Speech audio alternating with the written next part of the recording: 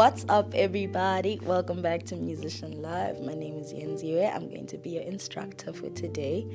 So today we're gonna just look into a few things that you need to look out for as a vocalist, right? So whether you're a lead vocalist or a backing vocalist, there are things that you can struggle with that ideally people won't be able to tell you what they are. Like they can't really diagnose what the problem is, right? So number one to look out for is something we call tone deafness, right?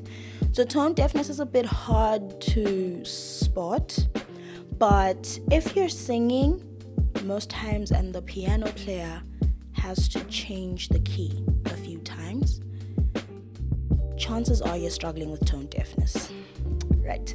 So what that looks like, so we use a piano mainly because the piano has something we refer to as perfect pitch, right? So that means the piano will almost never go off key when it's playing. So that's what we reference our key to, our voices. That's what we use for the reference for our voices, right? So if your piano player, be it in a church or at a show, takes the key up or down without you guys having spoken about it, chances are you're struggling with tone deafness. So they'll change the key if you have changed the key, like in your voice. So sometimes it happens that like you're singing, it is well with my soul. I've now gone a key up.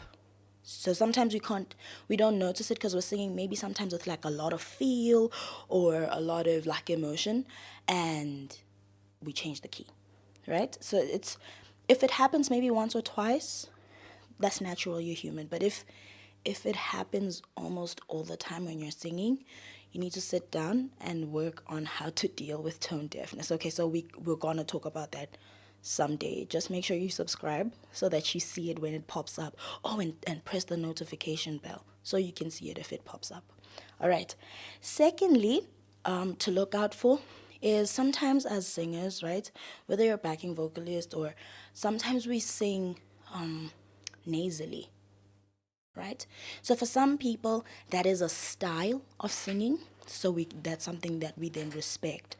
But especially for like gospel or R&B, some things that need to be sung with emotion or pop or afro, it's really important to sing from your core without the abstraction of your nose, right? Sometimes what that can sound like is it is well with my soul. That is a problem only because it can make the key change, right? So it doesn't sound like it's always on key. So that's something to be careful of too, right? I think the one last thing for today, we're going to deal with the next classes and stuff. The next thing to be careful about, right, is the way you articulate your words. It's very important that when you're singing, you speak, you communicate what you're trying to say. Sometimes, again, there is a style called cursive singing, right? So it's like, it is well. That works where sometimes the words they're not, or maybe the artist is not interested in really the words, but the emotion behind the song, right?